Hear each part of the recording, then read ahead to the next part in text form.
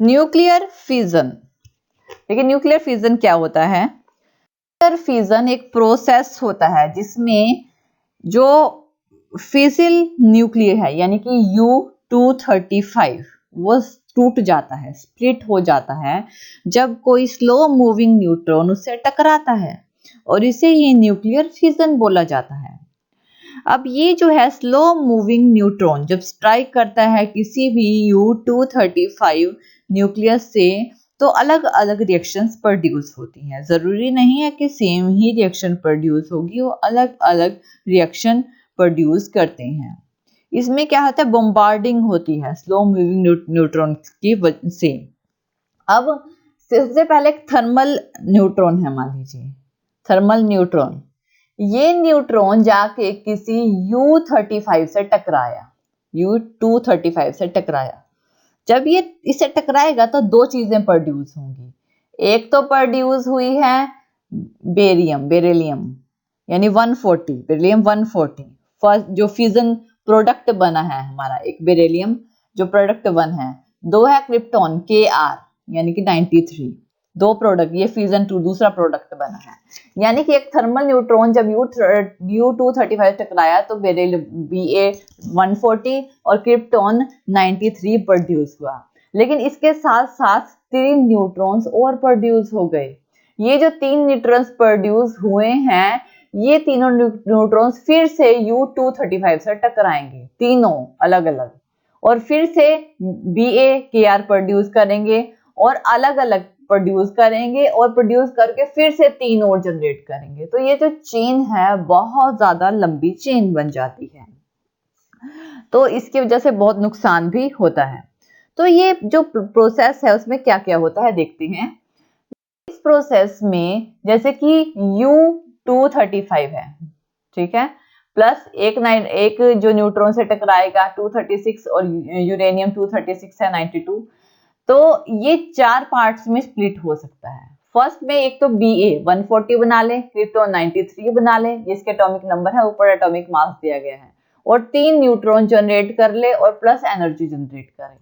दूसरा ये है कि एक Xe जनरेट करे 144, एक Sr जनरेट करे 90 और दो इसमें साथ में 2 न्यूट्रॉन जनरेट करे और प्लस बहुत सारी एनर्जी जनरेट करे। तीसरा ये है कि इसमें Cs144, Pb90, N यानी 2 न्यूट्रॉन जनरेट करे और प्लस एनर्जी जनरेट करे।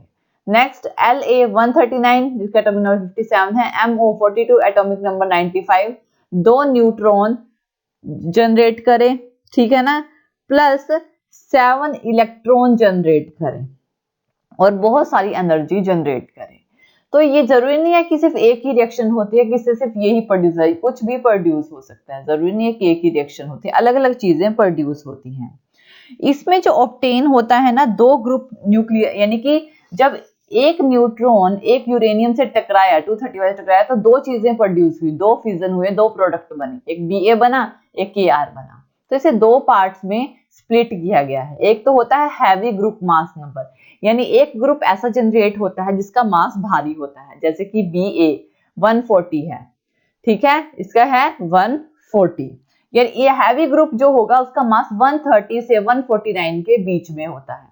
दूसरा ग्रुप जो जनरेट होता है वो होता है लाइट ग्रुप, जिसका मास नंबर 85 से 104 के बीच में होता है। तो 2 ग्रुप बनते हैं, साथ में क्या नाम है, इसमें 3 न्यूट्रॉन बन रहे हैं, इसमें 2 न्यूट्रॉन बन रहे हैं, इसमें 7 इलेक्ट्रॉन भी प्रोड्यूस हो रहे हैं। तो अलग अलग ये रिएक्शंस होती हैं। तो जो न्यूक्लियर रिएक्शन होती हैं, न्यूक्लियर फिजन होता है, इसमें 3 कैटेगरी होती हैं। फर्स्ट होती है स्पॉन्टेनियस फिजन। फिजन मतलब टूटना, फिजन मतलब टूटना, और फ्यूजन मतलब जुड़ना, फिजन मतलब टूटना। तो सबसे पहले होती है स्पॉन्टेनियस फिजन। ये फिजन कब होती है? इस फिजन में हमें किसी भी एक्सटर्नल एजेंसी की जरूरत नहीं पड़ती है, बिना हेल्प के ये टूट जाती है, कोई बॉम्बार्डमेंट करवाने की जरूरत नहीं पड़ती। इसे स्पॉन्टेनियस फिजन बोलते हैं। जैसे कि नेचुरल यूरेनियम, ये अपने आप ही होती है स्पॉन्टेनियस, जो नेचुरली हो रही है वो स्पॉन्टेनियस फिजन है, और लेकिन ये जो है बहुत स्लो रेट में होती है। दूसरी होती है प्रॉम्प्ट फिजन। ये जो फिजन होती है ये इमीडिएट होती है, जल्दी से होती है। सुटेबल प्रोजेक्टेड होती है ये। इसमें स्ट्राइक करते हैं एक न्यूक्लियस को, यूरेनियम U-35 जैसे कि मैंने आपको बताया था, और ये क्या करती है, प्रॉम्प्ट फिजन करती है, बहुत ही जल्दी फिजन कर देती है, बहुत ज्यादा नुकसान भी करती है, इसे बोलते हैं प्रॉम्प्ट फिजन। थर्ड जो फिजन होती है वो होती है डिलेड फिजन। डिलेड फिजन ऐसी फिजन होती है जब सुटेबल जो प्रोजेक्टाइल जो होता है वो एंटर करता है, एंटर द टारगेट न्यूक्लियस, तो ये क्या होती है, ये इसका जो रिजल्ट, इसकी जो फिजन होती है कुछ थोड़े से शॉर्ट इंटरवल के बाद होती है, इसे डिलेड फिजन बोलते हैं। तो इसमें अलग अलग फिजन्स होती हैं, ये 3 तरह की होती है, स्पॉन्टेनियस, प्रॉम्प्ट एंड डिलेड। तो यही हमारा रिप्रेजेंट करता है न्यूक्लियर रिएक्शंस को।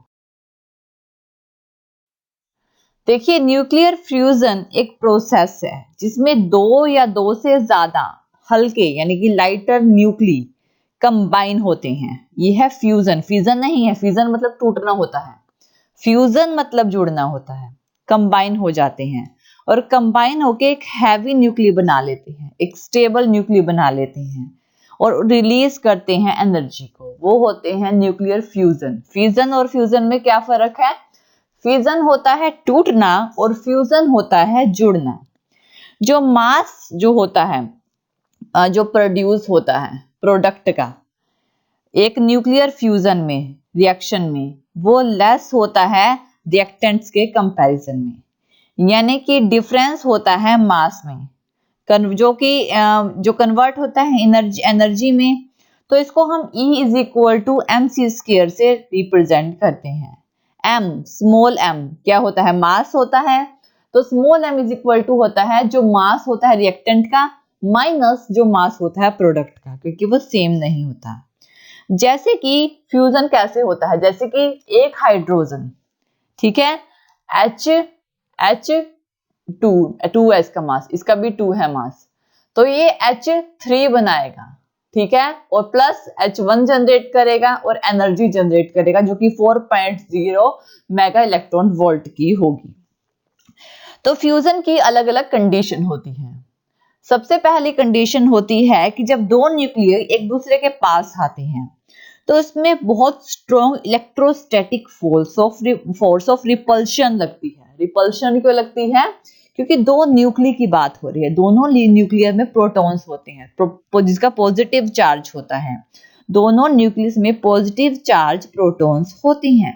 जब पॉजिटिव एक दूसरे के पास आएंगे तो एक दूसरे को रिपेल करेंगे, इसी वजह से इसमें strong electrostatic force of repulsion लगेगी। और इसको ओवरकम करने के लिए, इस रिपल्सिव फोर्स को ओवरकम करने के लिए, न्यूक्लियस को कोलाइड करने के लिए जो न्यूक्लियर है उसमें हाई काइनेटिक एनर्जी देनी पड़ती है ताकि वो जुड़े। हमने उन्हें तोड़ना नहीं है, हमने उन्हें जोड़ना है, तो जोड़ने के लिए सब बहुत ज्यादा हाई काइनेटिक एनर्जी देनी पड़ती है, प्रोसेस करनी पड़ती है। तो जो कंडीशन होती है न्यूक्लियस की वो क्या होती है, इसमें high amount of kinetic energy की जरूरत होती है। इसका जो टेम्परेचर होता है वो 10⁻⁷ से 10⁸ केल्विन तक का होता है। और इसमें जो पार्टिकल एक्सेलरेट करते हैं वो कैपेबल जनरेट करते हैं हाई काइनेटिक एनर्जी पार्टिकल्स को, यानी हाई काइनेटिक एनर्जी पार्टिकल्स इसमें जो होते हैं एक्सेलरेट करते हैं। दूसरी होती है कंडीशन, वो होती है सन एनर्जी। देखिए सन एनर्जी क्या होती है, ऐसी एनर्जी है जो सन से प्रोड्यूस होती है। हेंस बेथ ने 1939 में से बताया था, इस थ्योरी के अकॉर्डिंग उन्होंने क्या बताया था कि जो सन का कोर है, सेंटर है, उसमें बहुत ज्यादा टेम्परेचर होता है जो कि सुटेबल होता है न्यूक्लियर फ्यूजन रिएक्शन के लिए, यानी इतना टेम्परेचर होता है कि वो फ्यूज करता है, यानी जोड़ देता है, फ्यूजन रिएक्शन करता है। तो जो सन है जिसमें 92% हाइड्रोजन होती है और 7.8% हीलियम होती है, और उसके अलावा दूसरी गैसेस होती हैं, दूसरे मटेरियल्स होते हैं। न्यूक्लियर फ्यूजन रिएक्शंस जो होती हैं ना कंटिन्यू चलती हैं उसके सन के कोर में, जिससे जो प्रोडक्शन होती है, जो अमाउंट ऑफ एनर्जी होती है उसमें सन में रेडिएट होती है। तो ये जो है ये सन एनर्जी को रिप्रेजेंट करता है। नेक्स्ट होती है न्यूक्लियर फ्यूजन, और कहाँ होती है? सन एनर्जी न्यूक्लियर फ्यूजन से होती है। दूसरा होता है थर्मोन्यूक्लियर रिएक्शन। थर्मोन्यूक्लियर रिएक्शन क्या होती है? इसका जो टेम्परेचर होता है वो 10⁷ केल्विन का होता है। इसमें जो एटम है वो कंप्लीटली जो आयनाइज्ड होते हैं।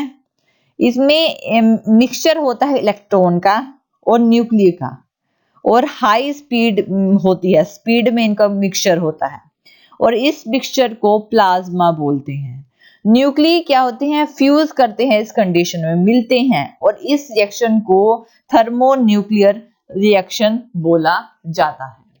ठीक है, थर्मोन्यूक्लियर रिएक्शन, फ्यूजन हो रही है। इसके नेक्स्ट होती है हाइड्रोजन बॉम्ब। देखिए थर्मोन्यूक्लियर रिएक्शन जो है न्यूक्लियर वेपन यानी जैसे कि हाइड्रोजन बॉम्ब बनाने के लिए किया जाता है। इसमें क्या जो टेम्परेचर होता है वो 10⁷ केल्विन का होता है।